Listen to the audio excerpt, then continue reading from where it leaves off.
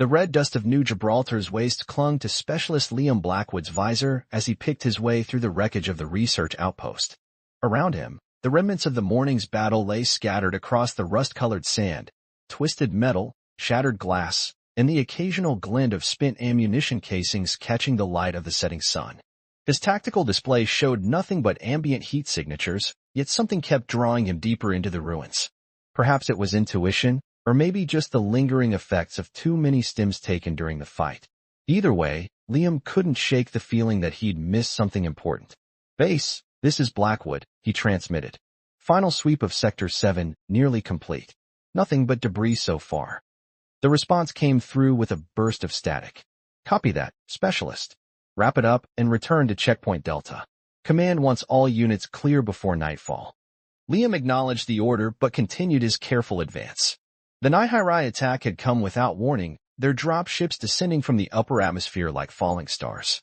The research facility's defenses had held just long enough for most of the personnel to evacuate, but the cost had been steep. A flicker of movement caught his eye. There, in the shadows of what had once been the facility's main laboratory. Liam raised his rifle, its targeting system automatically compensating for wind and distance. As he approached, the source of the movement became clear. A Nihai warrior, badly wounded and partially buried under fallen debris. The alien's iridescent blue-gray skin was marred by burns and lacerations. Its breathing came in shallow gasps, visible in the way its chest plates rose and fell erratically.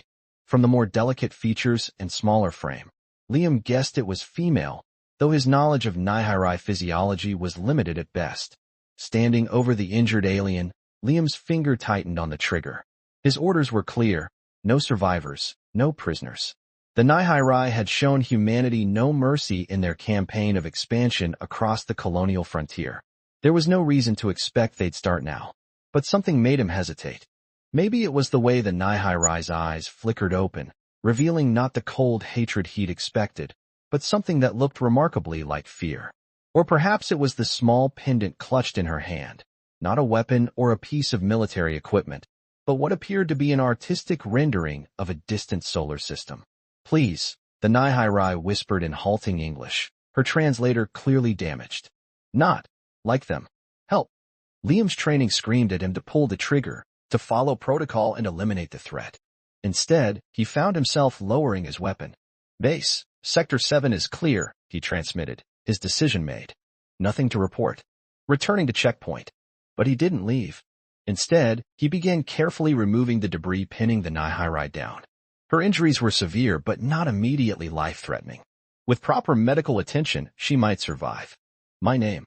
"Kestra," she managed between labored breaths. "Why help?" Liam worked quickly, aware that time was against them. "Because it's what makes us different from them," he replied, referring to the Nihai high command that had ordered this attack. "Can you walk?" Kestra tried to move but fell back with a grimace of pain. Leg damaged. Internal injuries. Liam's mind raced through options. He couldn't take her back to base. She'd be executed immediately, and he'd face court-martial at best. The desert would kill her within hours if he left her here. But there was one possibility. "There's an abandoned storage bunker 2 kilometers south," he said, already planning the route. "Part of the old mining operation. If I can get you there." "Why trust me?" Kestra asked, her voice weak but clearer now. "I am enemy." Liam began preparing a makeshift stretcher from debris and his emergency supply kit. "Maybe. Or maybe you're just someone caught in a war you didn't choose. Either way, I'm not leaving you to die here." As the last light of day faded from the sky, Liam carefully lifted Kestra onto the stretcher. The next few hours would be crucial. If they were discovered, both their lives would be forfeit. But looking down at the injured alien, seeing the mix of fear and hope in her eyes, Liam knew he'd made the right choice. "Stay with me," he said, beginning the arduous journey south. "We're going to figure this out." Kestra's hand found his arm, her grip surprisingly strong despite her injuries. "Thank you, Liam Blackwood." The desert night closed in around them as they made their way through the darkness. Above, the stars shone with cold brilliance, indifferent to the small drama playing out beneath them. Somewhere up there, Liam knew, both human and Nihai ships were preparing for the next phase of their endless war. But here, in this moment, Something different was happening. A choice made not out of hatred or fear, but compassion. A small act of mercy that, unknown to either of them, would soon ripple outward to change the course of the conflict itself. For now, though, there was only the sound of their careful movement through the sand, two beings from different worlds bound together by circumstance and choice. The war would wait. The questions and consequences would come later. In this moment, survival was all that mattered. And as they disappeared into the darkness, the red dust of New Gibraltar settled once more over the battlefield, covering their tracks like a blanket drawn over the day's violence, hiding their passage from any who might follow. 3 days in the abandoned mining bunker had taught Liam more about Nihiri physiology than he'd ever expected to learn. Kestra's wounds were healing, but slower than he'd hoped. The medical supplies he'd managed to salvage were designed for human biology, and he'd been forced to improvise most of the treatments. "Your cellular regeneration is remarkable," Kestra observed, watching as Liam changed the bandage on her leg. Her command of English had improved significantly since her translator had begun self-repairing. "Among my people, such care for an enemy would be seen as weakness." Liam finished securing the bandage. "Is that why they left you behind?" A shadow passed across Kestra's features. "No. They left me because I discovered something. Something they would kill to keep hidden." She reached for the pendant she always wore, its metallic surface catching the dim light of the bunker. "This isn't just jewelry. It's a data core containing encrypted transmissions from the High Command." "What kind of transmissions?" "Plans for something they call Project Eclipse." Kestra's voice grew tight with tension. "A bioweapon designed to target specific genetic markers. But they miscalculated. The weapon won't just affect humans. It will destroy any Nihiri who isn't part of the ruling caste." Liam sat back, letting the implications sink in. "They're planning to eliminate their own people along with us. The High Command believes in genetic purity above all else. Lower caste Nihiri are seen as expendable, barely better than humans in their eyes." Kestra attempted to sit up straighter, wincing at the movement. "When I learned the truth, I tried to warn others. That's when they branded me a traitor and sent me on what was meant to be a suicide mission." A distant rumble interrupted their conversation. Liam moved to the bunker's small observation window, checking the perimeter sensors he'd set up. "Another patrol. They're getting closer." "They're looking for me," Kestra said. "The data core contains more than just the weapon plans. It has authentication codes, command protocols, everything needed to potentially stop Project Eclipse. But I haven't been able to decrypt most of it." Liam returned to her side, studying the pendant more closely. The research facility had some advanced decryption equipment. Most of it was destroyed in the attack, but I know someone who might have salvaged some of it. Lieutenant Rodriguez, she runs maintenance for the facility's backup systems. If anyone managed to save some of the tech, it would be her. Kestra's multifaceted eyes fixed on him intently. "You would risk contacting your people? Even knowing what it could mean if we're discovered?" "Millions of lives are at stake," Liam replied. "Both human and Nihiri. We don't have a choice." Using a salvaged comm unit, Liam spent the next hours carefully trying to make contact with Rodriguez. The risk was enormous. Any transmission could be intercepted by either side. But finally, after multiple attempts using old maintenance codes, he got a response. "Blackwood, we thought you were dead." Rodriguez's voice came through in a harsh whisper. "Where are you?" "Can't say over comms. But I need your help. Did you manage to save any of the decryption hardware?" A pause. "Some. But Blackwood, things have gotten worse since the attack. There's something big coming. Command is talking about a full evacuation of the colony." "I know," Liam said. "That's why I need the equipment. Lives depend on it, more than you know." Another pause, longer this time. "The old water processing plant, tomorrow at dawn." "Come alone." "And Blackwood? If this is some kind of trick." "It's not. I promise you'll understand when we meet." After the transmission ended, Liam turned to find Kestra watching him with an unreadable expression. "Your friend may betray us," she said quietly. "Maybe. But Rodriguez is different. She's lost family to this war. She wants it to end as much as anyone." "And if she doesn't? If she brings others?" Liam checked his weapon, more out of habit than necessity. "Then we'll deal with it. But we have to try." They spent the rest of the day preparing. Kestra's leg had healed enough for her to walk, though not without pain. Liam gathered what supplies they could carry, knowing they might not be able to return to the bunker. As night fell, they shared a meal of emergency rations. The silence between them was comfortable now, the initial tension of their unusual partnership having evolved into something closer to trust. "Why did you really save me?" Kestra asked suddenly. "The truth this time." Liam considered the question carefully. "Because in that moment, when I found you, I didn't see an enemy. I saw someone who needed help. Someone who, despite everything we're taught about each other, wasn't so different from me." Kestra's hand moved to touch his arm, the gesture becoming familiar between them. "Perhaps that is why the High Command fears beings like you. Your capacity for compassion makes you unpredictable, dangerous. Is that what you believe?" "I believe that compassion may be the only thing that can save either of our species now." She withdrew her hand, her expression growing serious. "But tomorrow will test that belief. Are you prepared for what we might have to do?" Liam checked the perimeter sensors one final time, watching the distant lights of patrol vehicles moving across the desert. "No, but we'll do what we have to, together." As they prepared for sleep, each lost in their own thoughts about what the morning might bring, a soft beeping sound came from Kestra's pendant. The data core had begun receiving new transmissions. "They're accelerating the timeline," Kestra said, her voice tight with urgency as she studied the incoming data. "Project Eclipse isn't just a plan anymore. They're preparing to launch it." Liam moved to her side, watching streams of alien text scroll across the pendant's small display. "How long do we have?" "Days. Maybe less." Kestra looked up at him, fear and determination warring in her expression. "What we do tomorrow, it will either save both our peoples or doom them." Outside, the wind picked up, sending swirls of red dust against the bunker's walls. Tomorrow would bring either salvation or destruction, but for now, two unlikely allies rested side by side in the darkness, their fate balanced on the edge of a dawn that promised to change everything. The water processing plant loomed before them in the pre-dawn light, its abandoned towers casting long shadows across the desert floor. Liam led the way, with Kestra following close behind, her movements still hindered by her healing injuries. "Something's wrong," Liam whispered, studying the building through his tactical visor. "Too many heat signatures." Kestra pressed herself against a rusted wall, her natural ability to shift her skin tone helping her blend with the shadows. "How many?" "At least 6. Rodriguez was supposed to come alone." Before they could retreat, a voice called out from behind them. Actually, she wasn't. They turned to find Lieutenant Rodriguez emerging from a hidden entrance, accompanied by a tall figure that made Kestra gasp. It was another Nihai, but unlike any Liam had seen before. Its skin was marked with elaborate patterns that seemed to shift in the growing light.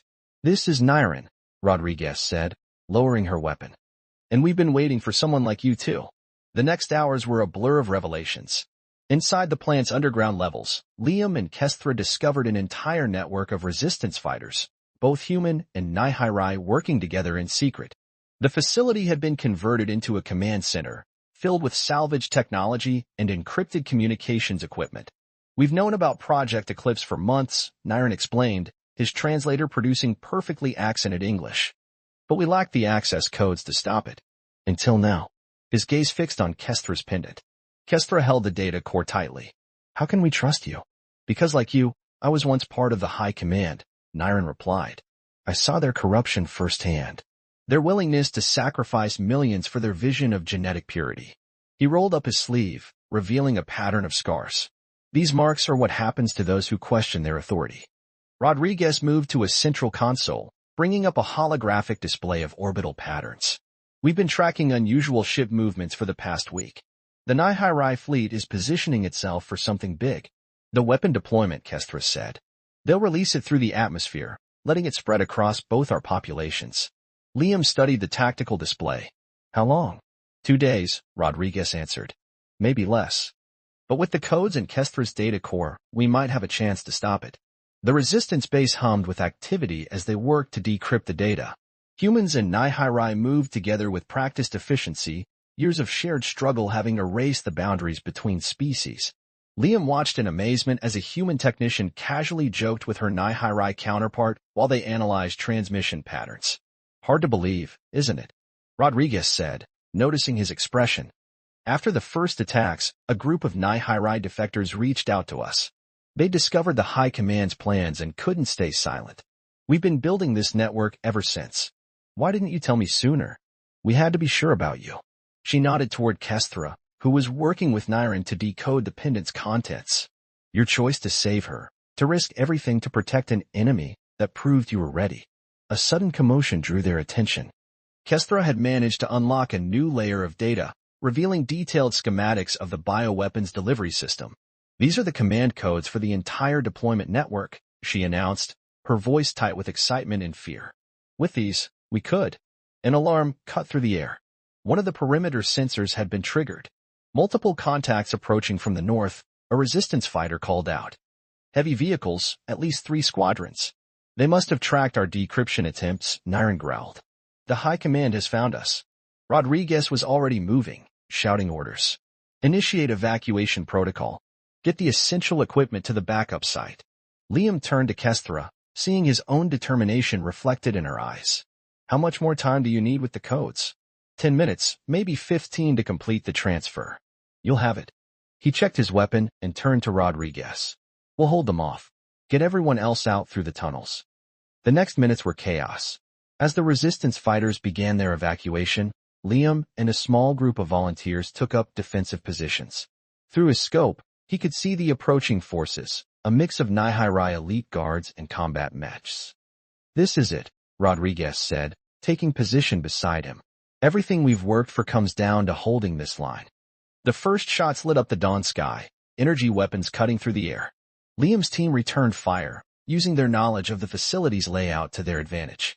Behind them, Kestra and Niren worked frantically to complete the data transfer. A massive explosion rocked the building's foundation. Through the smoke, Liam saw Nihai shock troops advancing. But something was wrong with their movements. They seemed almost hesitant.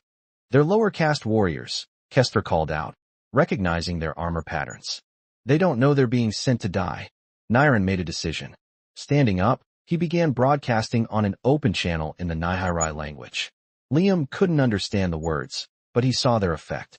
Several of the attacking soldiers stopped, looking at each other in confusion. He's telling them the truth, Kestra explained, still working on the codes. About Project Eclipse, about how the High Command plans to sacrifice them. For a moment, the battlefield went silent. Then, incredibly, the Nihai troops began lowering their weapons. Some even turned to face their own command vehicles, weapons raised in defiance.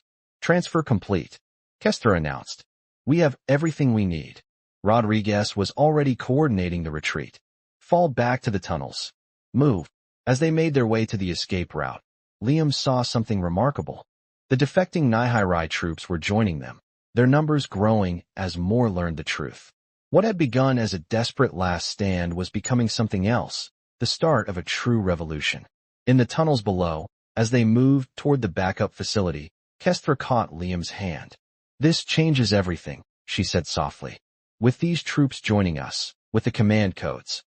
We have a real chance now, he finished. Not just to stop Project Eclipse, but to end this war. Behind them, explosions continued to rock the desert facility. But ahead, through the darkness of the tunnels, lay hope. The underground current of resistance had become a flood, carrying with it the seeds of change that would reshape both their worlds. As they emerged into a hidden valley miles from the battle, Liam saw the first rays of true dawn breaking over the horizon. Beside him, humans and Nihai stood together, no longer divided by the artificial barriers of hate and fear. What now? Rodriguez asked, looking to both Liam and Kestra.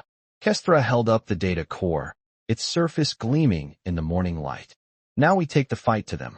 We show the High Command that unity is stronger than purity. And in that moment, as plans were made and alliances strengthened, Liam realized that his simple act of mercy days ago had sparked something far greater than he could have imagined. The real battle was just beginning, but for the first time, they would face it together, not as separate species, but as one people fighting for survival. The Resistance's backup facility, hidden within a sprawling cave system, buzzed with intense activity. Liam watched as Kestra and Niren worked with the combined technical teams, using the stolen command codes to piece together the High Command's deployment strategy. They're planning to release Project Eclipse through these orbital platforms, Kestra explained, pointing to a holographic display showing a network of satellites. Once activated, the bioweapon will disperse through the atmosphere within hours. Rodriguez studied the tactical readouts. Their command ship, The Destiny's Edge is coordinating the entire operation. That's where the master control systems are located. Then that's our target, Liam said, his voice firm. We need to get aboard that ship. Niren's skin pattern shifted, reflecting his concern. The Destiny's Edge is the most heavily defended vessel in the Nihai fleet. Even with our growing numbers, a direct assault would be suicide. We don't need an assault, Kestra interjected, her eyes lighting up with sudden inspiration. We need a deception. She turned to the data core's display, fingers flying over the controls. The command codes don't just give us access to their systems, they give us the ability to impersonate high-ranking officers. Understanding dawned on Liam's face. We could walk right through their front door. The plan came together quickly. Using salvaged Nihai equipment and the detailed protocols contained in the data core, they would disguise a small team as a high-command inspection unit. Kestra, with her intimate knowledge of command procedures, would lead the infiltration. I'm going with you, Liam said when she began selecting her team. Kestra turned to him, her expression softening for a moment. Liam, you can't. No human has ever set foot on a Nihai command ship. The biological scanners would detect you instantly. Unless we mask his genetic signature, a new voice interrupted. A resistance scientist named Dr. Patel stepped forward, holding a vial of shimmering liquid. We've been developing this for months, a temporary genetic camouflage. It's dangerous, never been tested in combat conditions, but I'll do it, Liam said without hesitation. The next 12 hours were a blur of preparation. While the main resistance force prepared a diversionary attack, the infiltration team underwent their transformations. Liam endured the burning sensation of the genetic camouflage as it altered his biological signatures, while Kestra and 3 other Nihai defectors donned the ornate armor of high command officers. Rodriguez coordinated the operation from the ground. Once you're aboard, you'll have approximately 2 hours before the camouflage begins to break down. Get to the control center, upload the virus to disable Project Eclipse, and get out. And if we're discovered? One of the team members asked. Then we execute Crimson Dawn Protocol, Niren replied grimly. A full assault with everything we have. It would be costly, but it might buy you enough time to complete the mission. As the infiltration team made final preparations, Kestra pulled Liam aside. Why are you really doing this? She asked quietly. You've already risked more than anyone could expect. Liam met her gaze steadily. Because what started in that desert wasn't just about saving one life. It was about proving that we can be better than our prejudices, better than the hatred we're taught. He paused, choosing his next words carefully. And because I've come to care about what happens to you.